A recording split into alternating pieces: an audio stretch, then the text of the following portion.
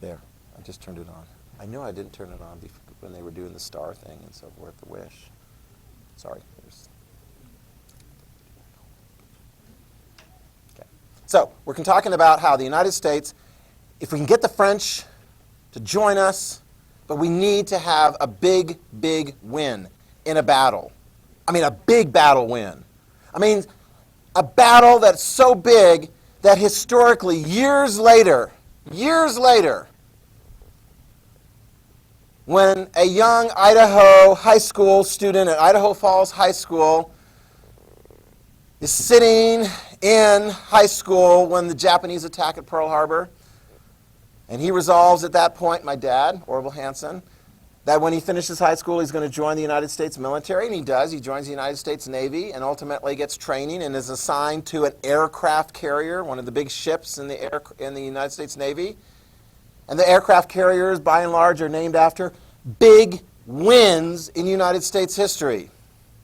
The USS Yorktown, named after the really big win at the end of the American Revolution, 1781. But can you see this one? The Battle of Saratoga. Yeah. The Battle of Saratoga. Write that down, pal. Write that down. 1777. The Battle of Saratoga in New York. Spoilers, we're going to win that thing. Okay? So yeah, my dad was assigned to the USS Saratoga and participated in World War II. How does it play out? Well, let's get into the details of how the Battle of Saratoga played out. The Battle of Saratoga took place in Saratoga, New York, which is just north of the New York capital city of Albany. This is always interesting about New York. I mean, what's the biggest city in New York? City of New York? New York City, exactly. Albany is located upriver, north, on the Hudson River. Okay? You guys know the Hudson River? I mean, could you land a plane on the Hudson River? Captain Sully landed a plane on the Hudson River when all his engines got hit by birds, and he was like, ooh, this is not going to be easy. Another Tom Hanks movie role. But as you go up the Hudson River, eventually it gets smaller and smaller and smaller, but nevertheless you can get up to Albany. Okay? There is going to be a battle just north of Albany at Saratoga, and it is going to be decisive, and we're going to win. The irony is, though, it started out because the British had a plan. Here we go.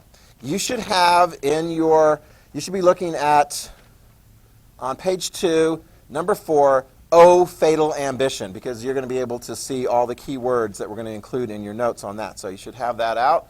That's always the thing. And the first name in there, Oh, Fatal Ambition, we'll have the video, 1777, 1778, okay? And the first name in there is General John Burgoyne. Okay, do you see that? General John Burgoyne. Oh, and I've got the name up there, right there. John Burgoyne. He's a gentleman, and he's a general, and he works for the British. And he is sent on a very important mission that the British believe is going to, once and for all, break the Americans. Yes? Is this where the guy was supposed to go north and then move south? And then It's not going to work out exactly the way the British had planned it. okay. You know, when you say to some friend, okay, we're going to meet here, and then you come from there, and then I'll be there. And then you're there, and you're like, where the heck is my friend? And then he's like paddling on you. Well, yeah, I mean, it's just like, it doesn't work out. I'm like, don't we have good cell phone coverage? They're like, where is he? Where are you? You're texting him. Where are you? Well, they don't text each other. You ready? Here we go. Here's the details. I'm going to spell this out as simply as I possibly can, and then the film will also spell this out quite well, too. All right? The first thing you need to understand is, where are the British strong? Are the British strong in New York City? Yeah, they won the Battle of Long Island. They've got tons of ships, and they got tons of soldiers and sailors. Okay, they're strong in the New York City. And here's the deal about New York City. Can they get a bunch of soldiers fairly easily to other parts of the American coast? Yes, and in fact, you'll see here, part of that, write this down, because this is going to be part of the British plan. I intimated this earlier. The British are going to load a bunch of soldiers on ships, and they're going to go south, and then they're going to come up. This map shows they're coming up the Chesapeake Bay. I think actually they may have come up the Delaware Bay. Either way, once you unload, you're not too far from Philadelphia. Why would they go after Philadelphia? I mean, who's in Philadelphia? You guys are, okay? Yeah, the Congress is in Philadelphia.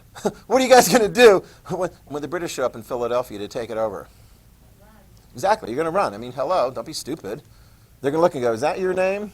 Like, that's not me. Yeah, we're giving New Jersey a hard time, like one of them.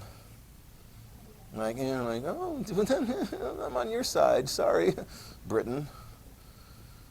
So, you're going to flee. Actually, you can write this down. They go to Maryland. They head south, and they relocate the capital, or at least their government, whatever, south of that. Okay? Now, let's consider this. So, obviously the Americans can't defend New York City. Are they going to be able to defend Philadelphia? No. Where's George Washington, by the way? Where do we leave George Washington? It's kind of hard because we don't have all the boundaries here. Right in here, just outside of New York City, is George Washington's troops. They've retaken large parts of New Jersey, right? Because Trenton is in New Jersey, Princeton's in New Jersey. So there they are in New Jersey, and they're keeping an eye on New York City and hoping that things don't kind of go bad around them, where the British kind of sneak around and grab hold of them there, and it's going to get kind of messy. You've also got a whole bunch of Americans kind of right over in this area, okay, in New England. How about in Canada? Write this down. Canada. Reese? Did the Americans try to take over Canada? Yes, I told you guys that before. The Americans tried to take over Canada. Did we succeed? No, we failed. We'll fail again in the War of 1812, but that's for later. We failed. So make sure you have this. The British have troops up in Canada. In fact, General John Burgoyne is in Canada. Okay? He's got a sizable army in Canada. And here's the plan.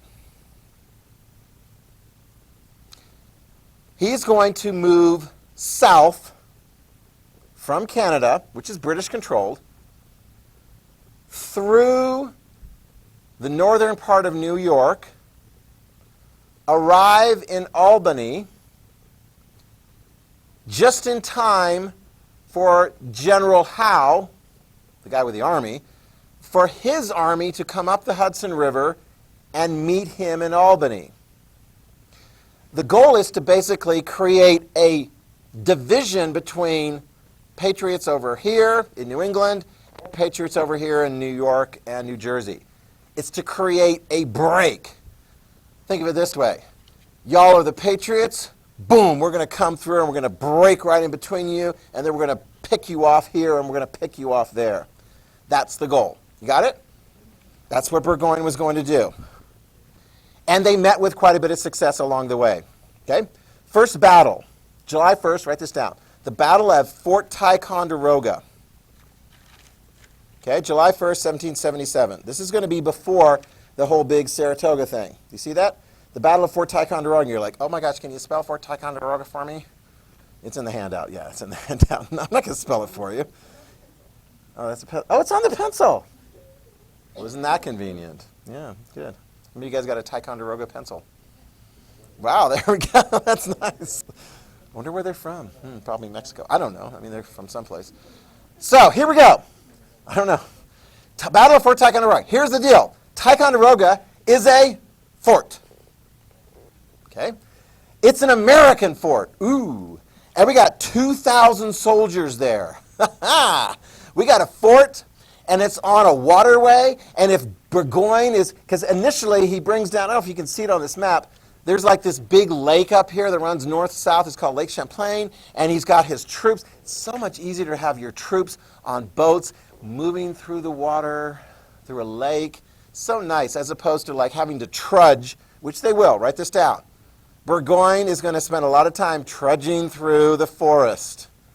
slowly, with difficulty, trudging through the forest. Not like you guys if you go on a backpack trip through the mountains and so forth, no big deal.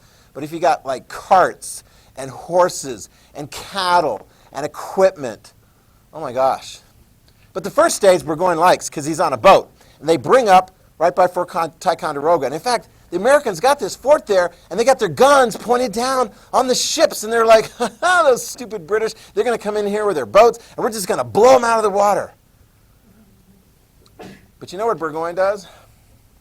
He takes some of his men off the ships and has them climb up a mountain called Mount Defiance. Write that down, Mount Defiance.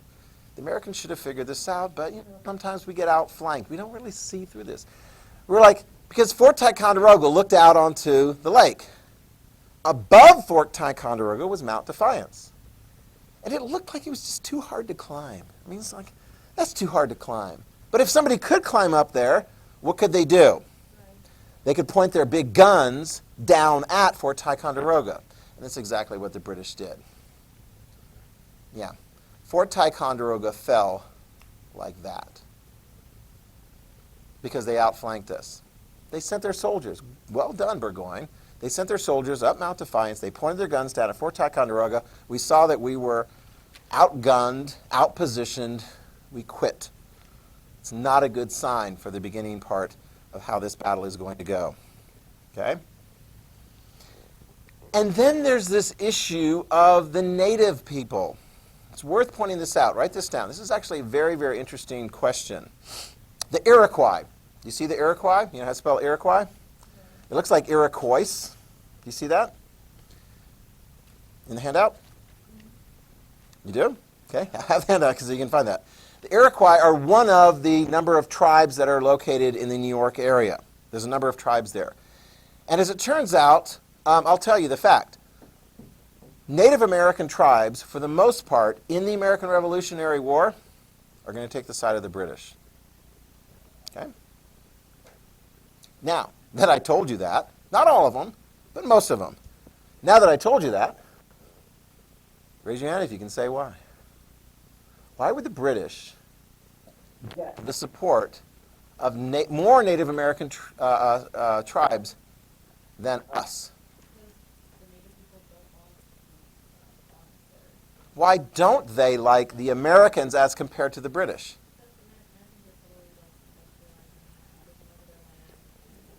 Yeah, we'll get to the industrial part later, but the key point there is, write that down, taking over their land. I mean, hello, the French and Indian War, many of the natives took the side of the French because they're like, well, there's not that many French.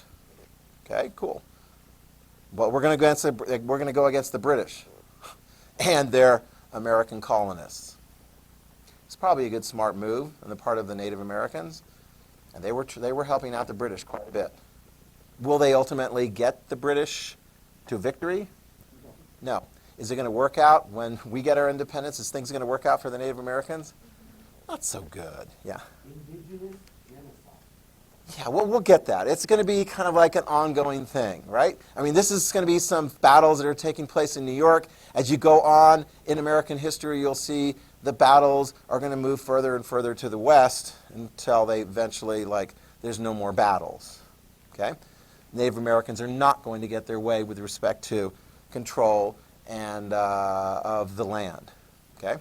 So the Iroquois are helping out the British. One way the Iroquois in particular help out is scouting.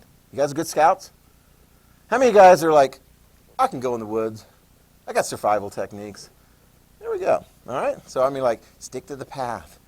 Uh-oh, we're off the path. How many of you guys could find your way back to the campsite if you got lost off the path?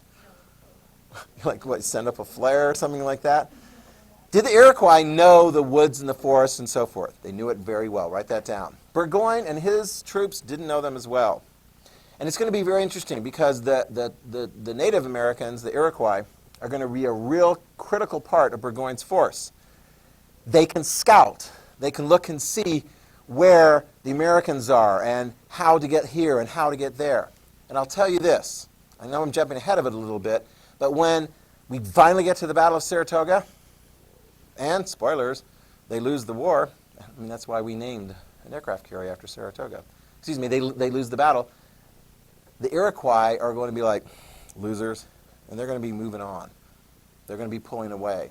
And when you don't have your scouts, you don't have your eyes to identify where the enemy is, you're not in a good position to prepare to fight against the enemy. Oh, and put this down. You ready? I know it's getting ahead of ourselves a little bit, but when we get to the Battle of Saratoga, we outnumber them. Oh, yeah. We outnumber them. Let me see if I can give you that number right away. I want to say, where is that? Yeah, that was we were outnumbered 2-1. That was the Battle of Long Island. When we finally get to the Battle of Saratoga, we do outnumber them 2-1. Yeah, it was 2-1. Okay, and we beat them. Ha ha! Very good. And here's something that, along the way, Burgoyne gets really frustrated. Put this down. This is going to be a major theme, especially once he gets off his ships. And you can look here, and it's like, okay. He gets off his ships right here, and he's got to go through the woods to get to Albany, and then he's going to meet up with the rest of the British forces. Howe. Oh, by the way, did I mention? Did Howe get there? No. Did he leave New York with his troops heading north? No. Was it part of the plan for him not to leave New York with the troops? No. Who's making the plans? Howe is going to be no help at all. It's just going to be Burgoyne. I don't know about this other one. I mean, I hardly hear about this one. I don't know who made this map. But I guess there was some guy that's supposed to go off that way and then come back this way. If he did, it wasn't with a very big force, and it didn't make any difference at all. It's going to be Burgoyne.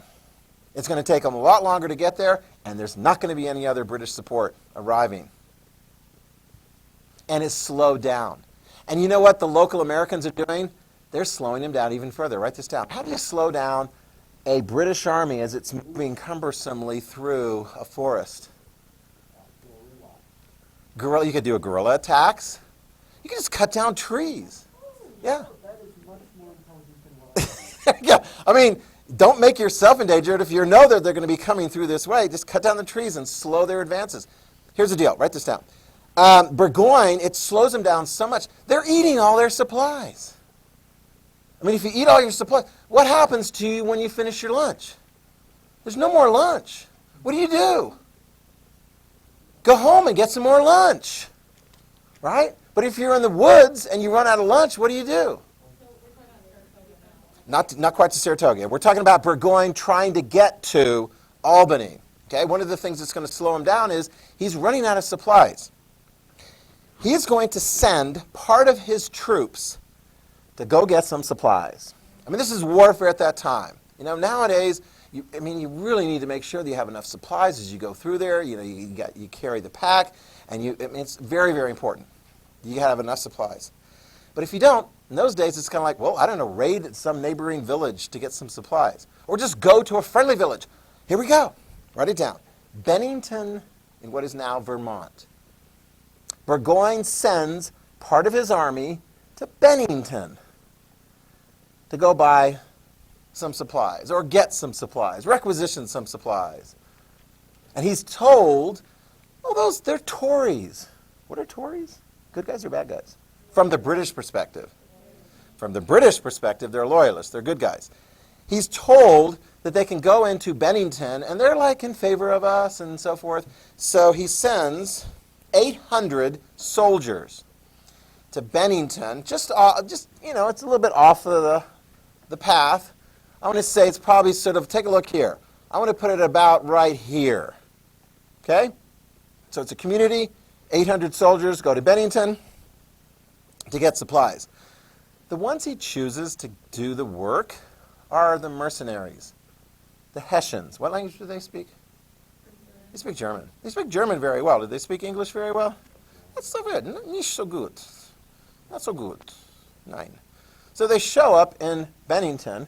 They're expecting to have these Tories come up and say, what can we do for you? Can we give you some supplies? You need some this and that and so forth. And they do see some guys walking around, as in every American community, they're walking around with guns.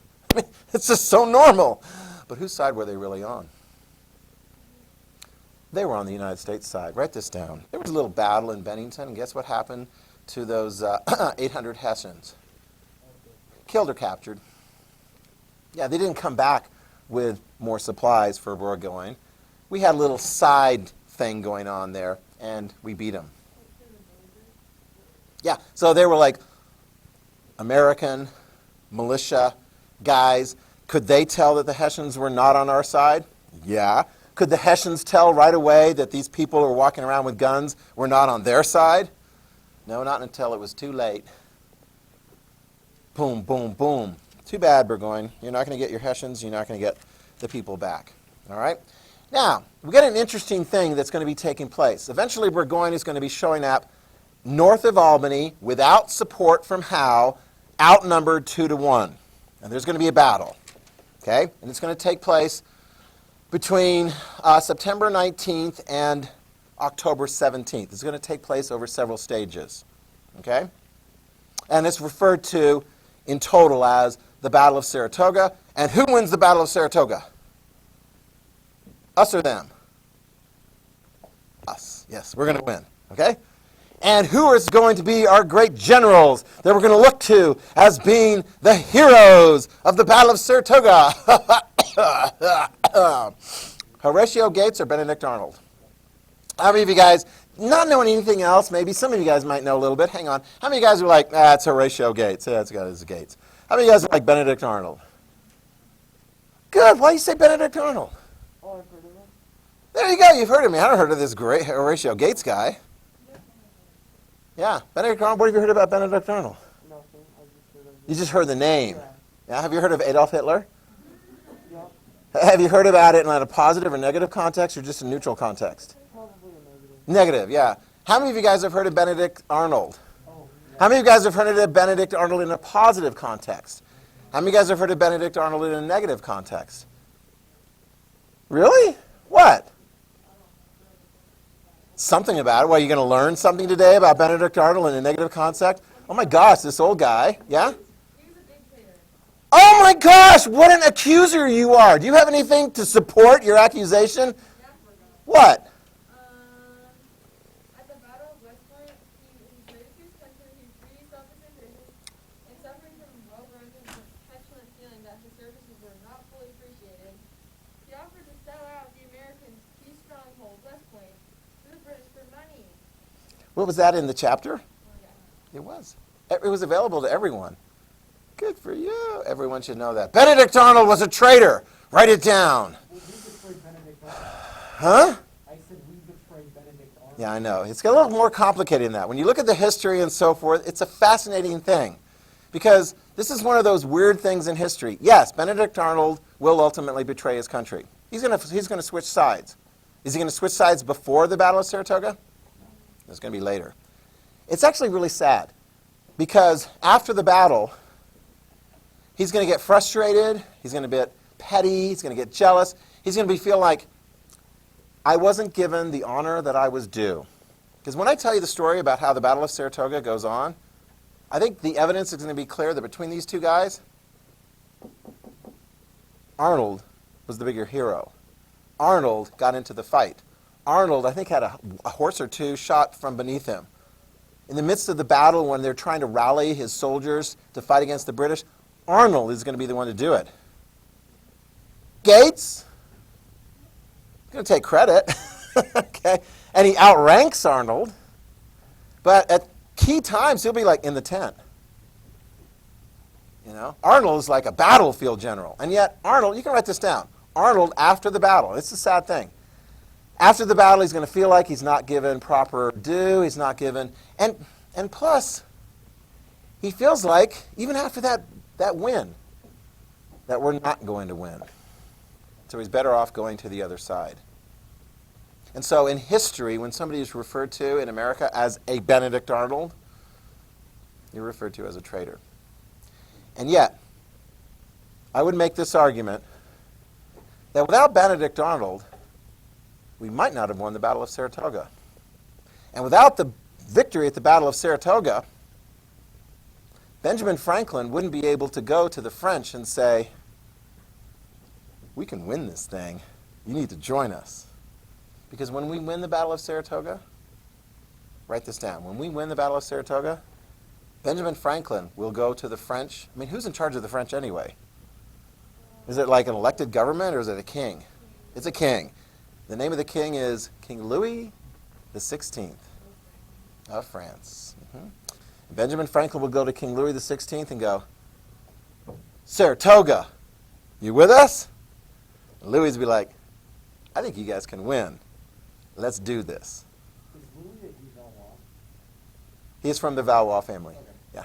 Okay? And by the way, you were like, Louis the 16th, we're going to talk about him later on. Yeah, he's married to Marie Antoinette from the Habsburg family of Austria. Yes, he. Yeah. What is going to be the fate of Louis and Marie Antoinette? They get what? Don't their head get cut off? Oh my gosh, that is so sad. Yeah, you're right. Their heads are going to get cut off during the French Revolution of 1789. We'll get to that later. Okay? So here's the deal. One of the great heroes in American history turns out to be a traitor. But if it wasn't for Benedict Arnold, we might not have won the Battle of Saratoga. And if it wasn't for the victory in the Battle of Saratoga, we might not have gotten the French, and without the French, anyway, there's a lot of different things. It's kind of messy, isn't it? Yeah. I mean, have you ever like looked back in history or maybe in your own life and are like, wow, I used to have when I was a kid like a really good like friend or something and so forth, but then he did something bad to me. But you know what?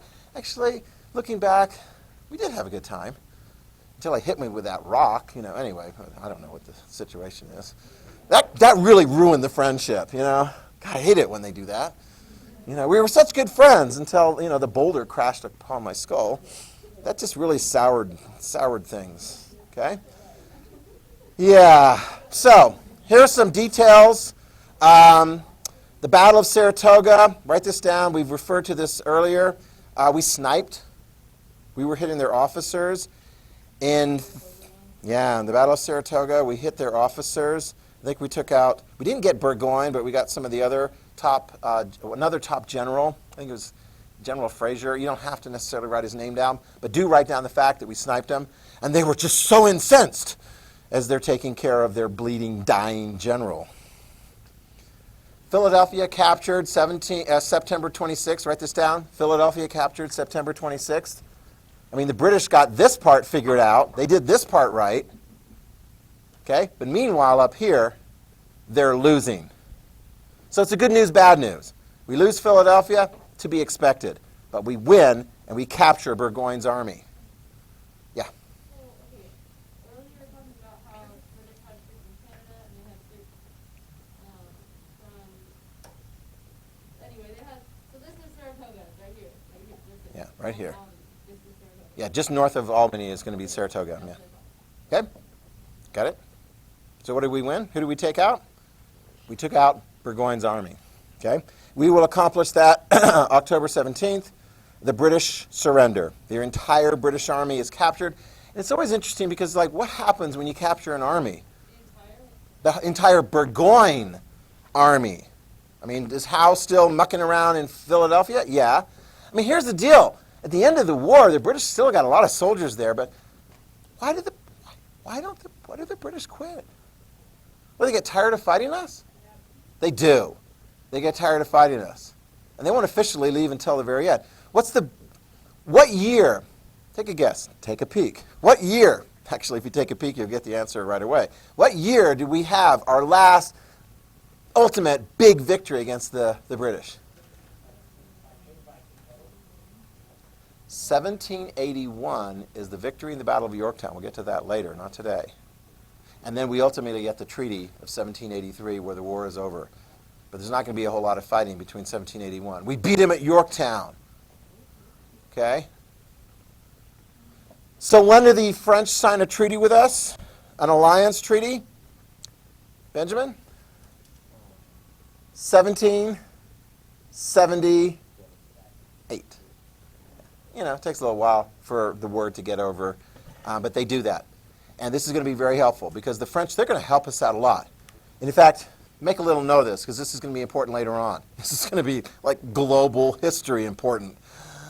The French will borrow a lot of money to help us win that war. Well, yeah, They do. They borrow a lot of money to help us beat the British. And then they're like, yeah, Britain, we helped your colonists who used to be with you, and now they're against you, and now they're independent. And that was money well spent, or at least money well borrowed. But what can happen possibly if you borrow a bunch of money and you haven't quite figured out how to raise the money to pay, and it's just kind of, could it get messy? Like, what could possibly bad happen to a king and queen who helped the Americans by borrowing a bunch of money to help them win the war? They could just get their heads cut off. Is there going to be a connection between the French helping the Americans win the war and they're getting their heads cut off? Yeah. There will be a connection. Yeah. Isn't it kind of ironic that they help the Republic, like, defeat an absolute monarchy while they're an absolute? We'll look at that. Yeah. Yeah. In one part, the France is like, well, these are people defying a king. And we're a king. And we don't like that, but they're the British, so forget it. We'll help you. Weren't they already in like a substantial amount of debt? Yes. Yeah. Because guess what other war that they had fought that they had to borrow a lot of money? The French and Indian War. Yeah. Hello. So keep piling the debt. What are you guys going to do in your lifetime when you have too much debt? Good plan. Don't borrow more money. What happens to countries that borrow too much money? I know, it's not like you're living in a country that's borrowing too much money. No, that's not happening. That's not happening. Just keep cashing the checks as long as they're coming. Sorry, I'm being sarcastic or whatever. All right, let's hear from these guys because these guys do a very good job of bringing this message to us, right?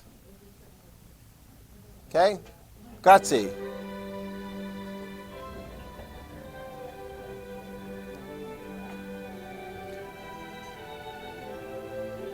We have I think we got the subtitles.